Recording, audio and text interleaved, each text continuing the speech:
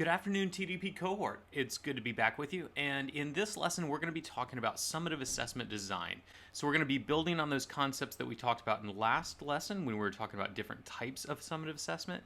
And now we want to look at how we develop these summative assessments and how we integrate them into units. Here's one of the key takeaways for this particular lesson. We want to remember that designing good assessments is the backbone to designing a great unit, and that good assessments are involved, detailed, clear, and act as the starting point for unit planning.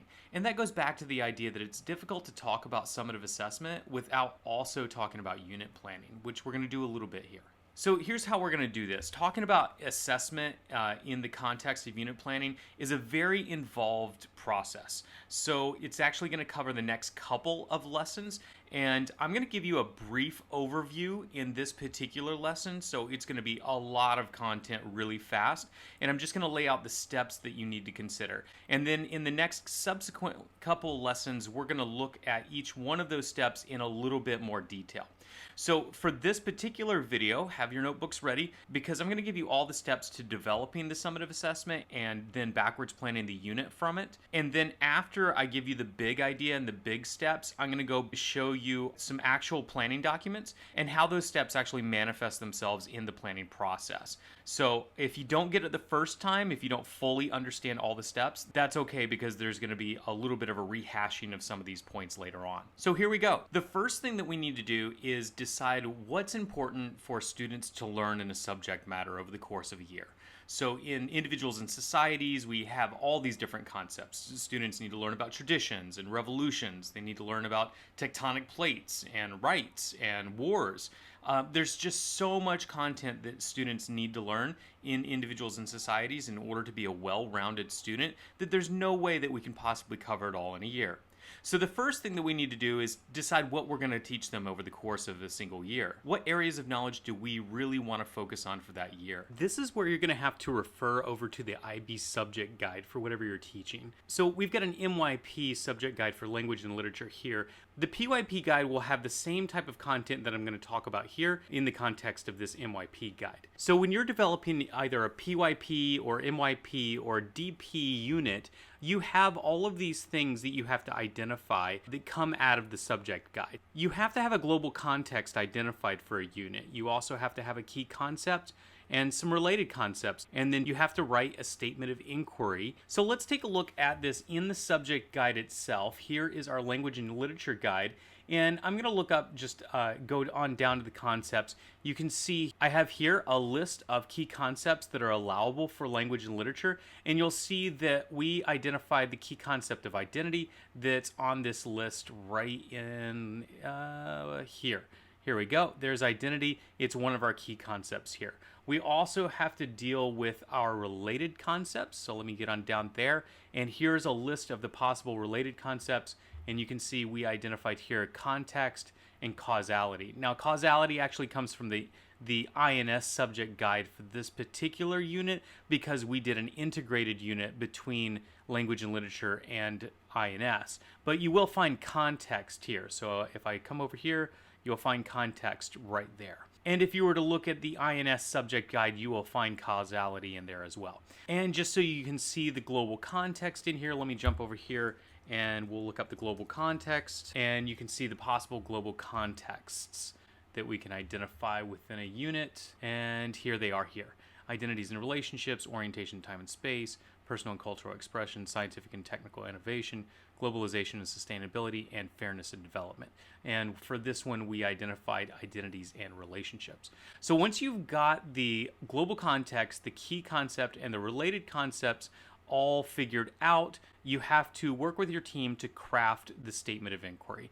The statement of inquiry is going to really focus your entire unit, and your unit will be based on a pursuit of understanding that statement of inquiry. We also want to think about what criteria students need to meet over the course of the year. That's going to require you to go back to your IB guide for whatever subject you're teaching and to really ground yourself well in the criteria that the IB expects to come out of your units. One quick thing that needs to be pointed out is that the PYP doesn't actually have any subject criteria, so you won't need to go to the subject guide in order to look for that. But at TKS, the PYP does use standards, so you will need to coordinate with your team, look at any standards that are going to be applied through that unit, and think about how those are going to be assessed in the unit. So to wrap up this step, basically to develop the assessment, you have to keep all of these things in mind. You want to look at the statement of inquiry, which should have embedded in it an understanding of the global context, the key concept, and the related concepts, and you need to consider the criteria for assessment if you're doing MYP and DP, and you have to consider the standards that are being assessed as well. So the statement of inquiry, the criteria, and the standards are all going to go into your consideration of what your summative assessment is going to be and how it's going to be developed. The next thing that you want to do is design the assessment itself. Of course, if you're doing an authentic assessment, you should use the GRASP model for developing your authentic assessment. With the other models of assessment, you're just going to have to decide how you're going to describe that assessment.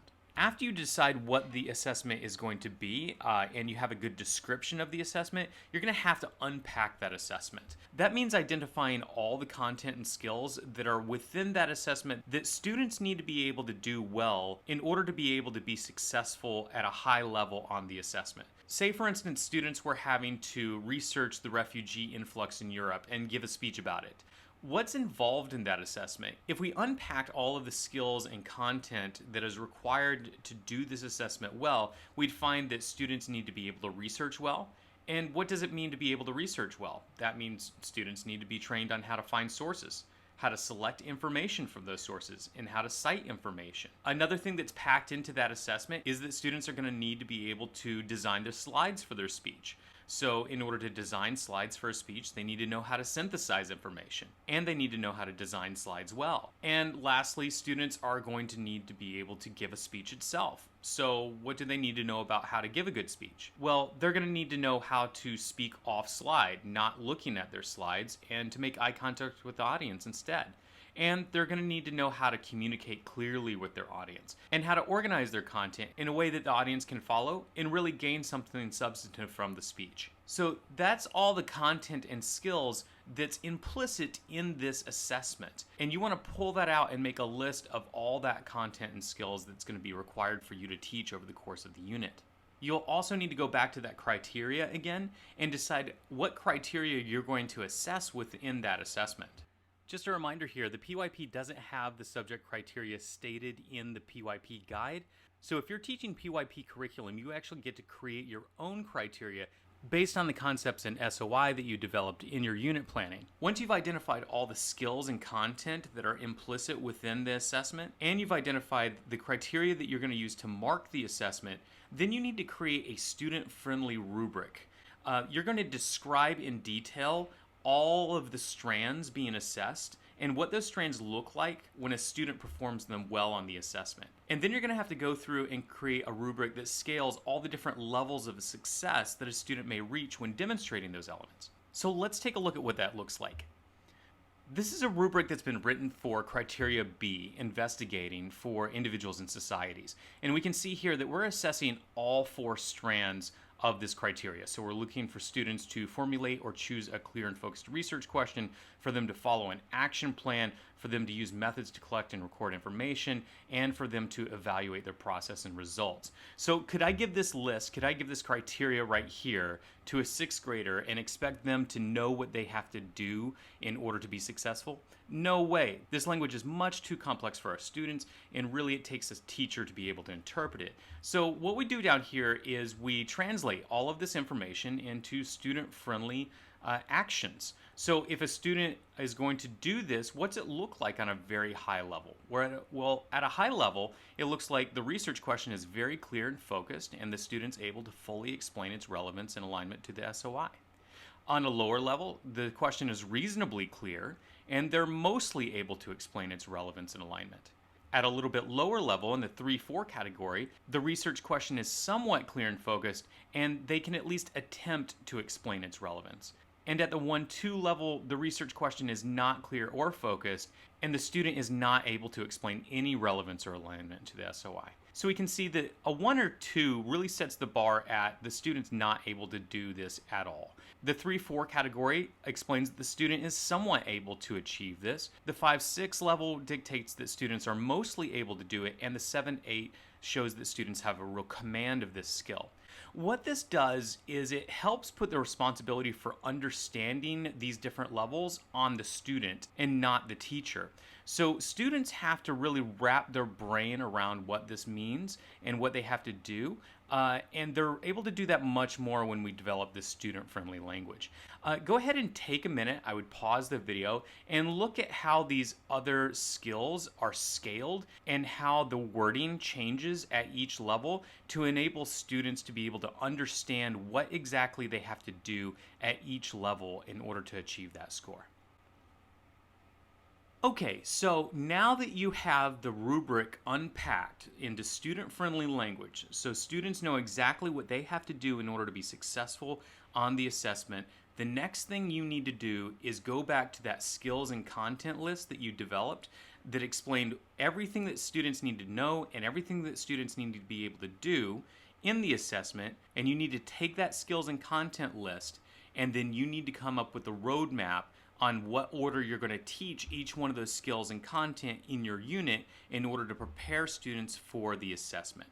You want to backwards plan all of this. So that means that you need to start with the end result, which is going to be the assessment. The assessment is right here at the end, and what are you going to have to teach at the last minute before the assessment? What are you going to have to teach the lesson before that, and the lesson before that, and the lesson before that? And you want to think about all of the lessons that you have available to you. You'll need a calendar to do that. So you'll look at the calendar, you'll look at your skills and content list, and you will backwards plan all of the skills and content leading back to the first day of the unit to decide what order you're going to teach all of the things that students need to know in order to be ready for that assessment on the very last day. So that's a lot. That's a whole lot. That's a big planning process. But the key takeaway that I want you to come away with right now is that a well-planned assessment can and should be the driver for all of the learning that takes place in the unit.